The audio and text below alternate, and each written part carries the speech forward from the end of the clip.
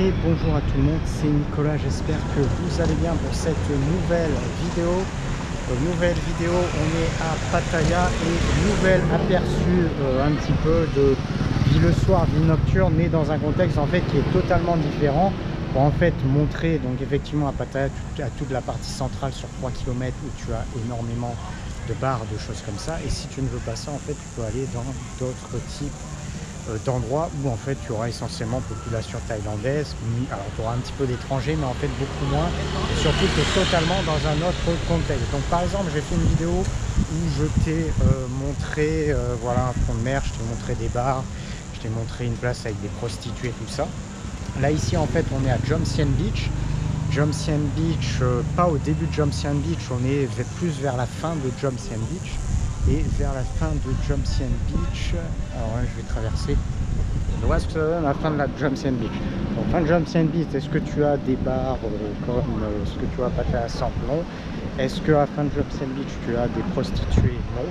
Donc c'est important aussi de le montrer parce que bah, tu vois, j'ai fait une vidéo en montrant un certain nombre de choses qui reflètent simplement une petite partie de Pattaya. Donc là je vais aller en fait sur la plage.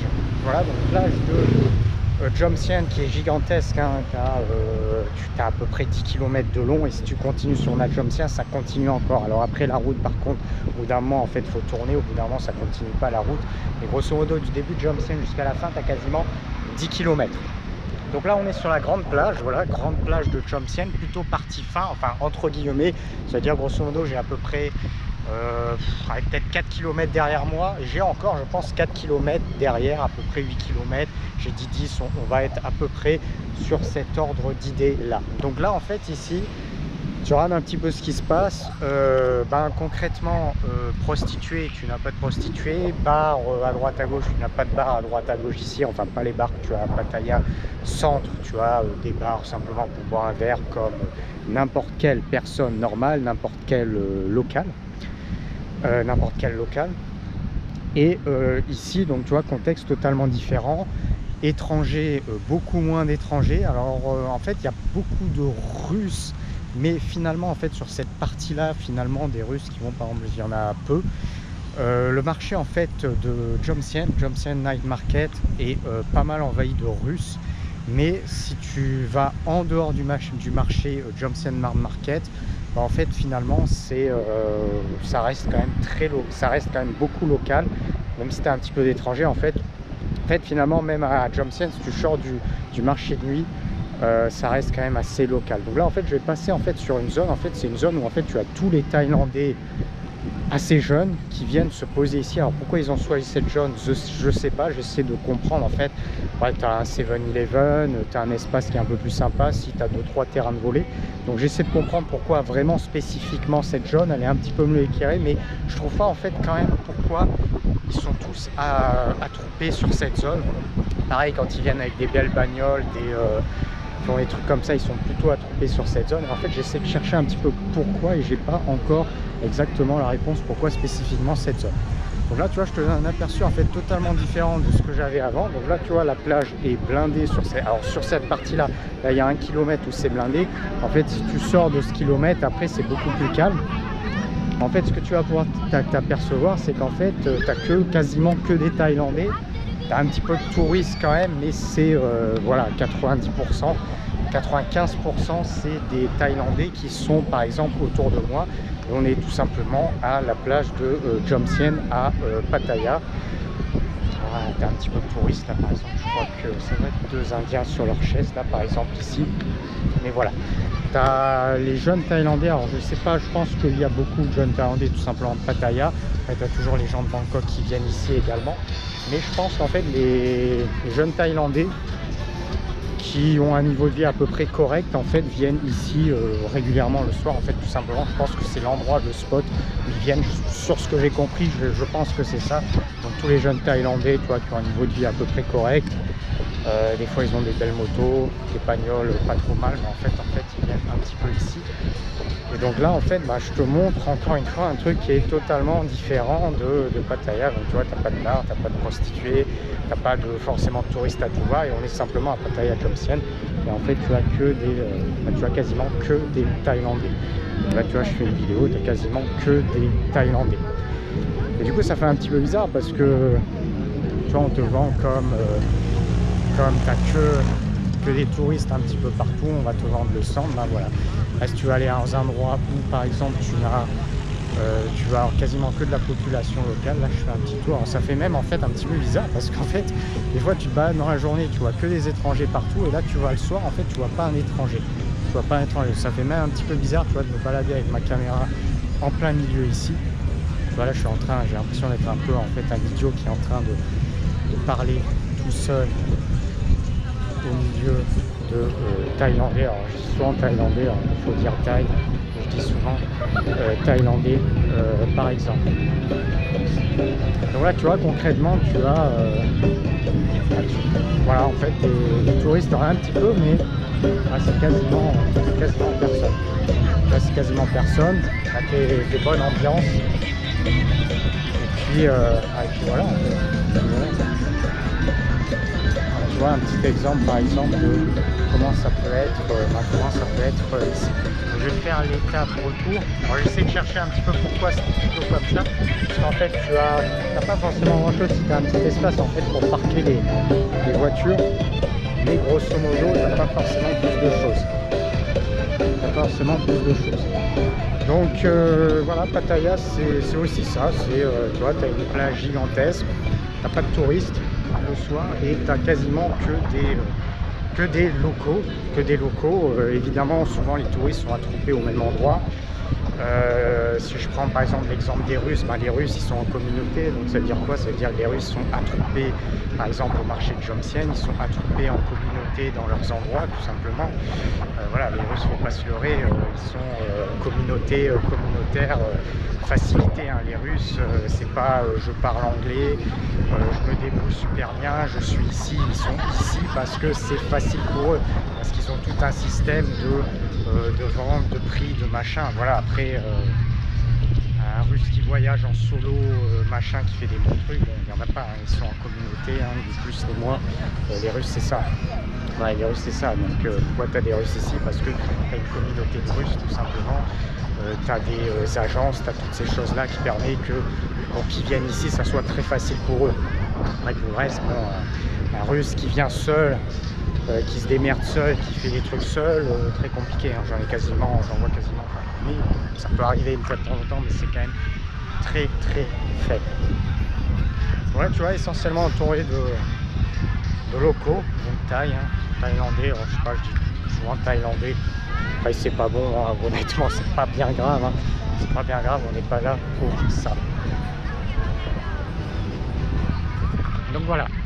Donc ici, comme je te dis, hein, tu vois, ça aussi c'est arrêté. Donc quand je te dis, tu vois, je te montre 3-4 km de Pattaya Sand, écoute, comme je te dis, ces 3-4 km, tu veux pas y aller, tu vas pas.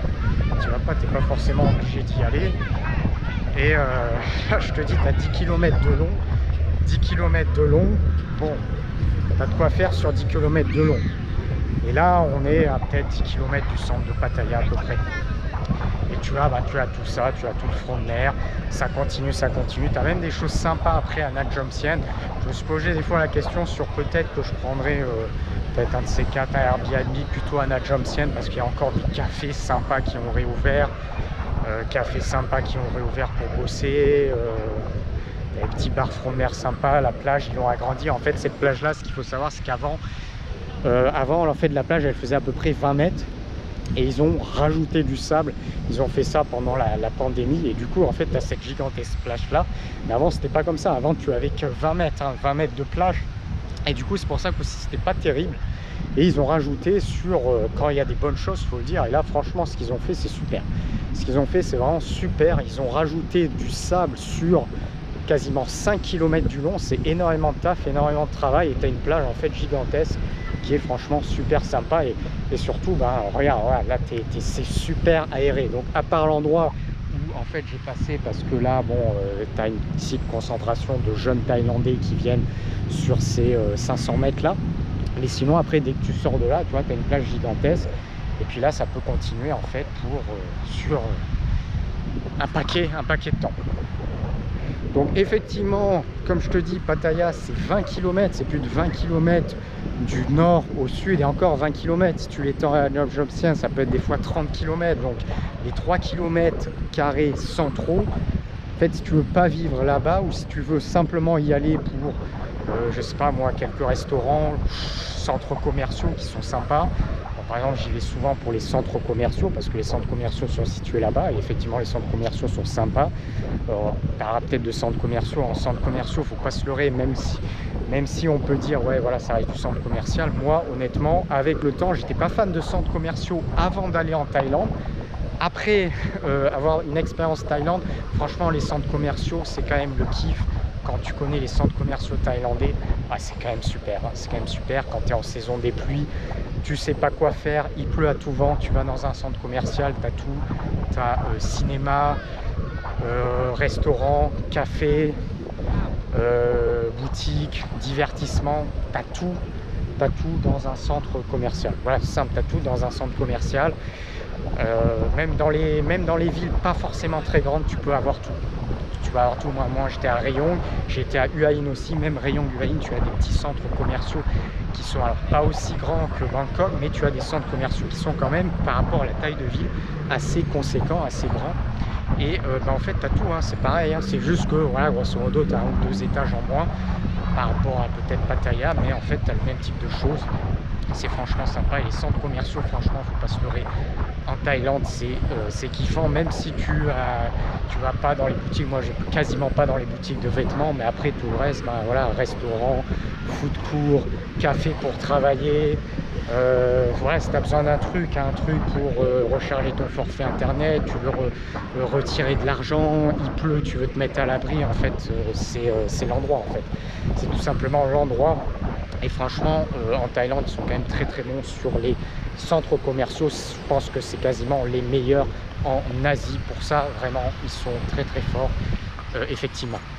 Donc tu vois, ici, on est quand même franchement très bien. Donc, si tu veux avoir quelque chose de beaucoup plus tranquille, hein, tu vas par exemple à Jomtien, tu peux louer un Airbnb, tu peux louer, alors tu as des hôtels.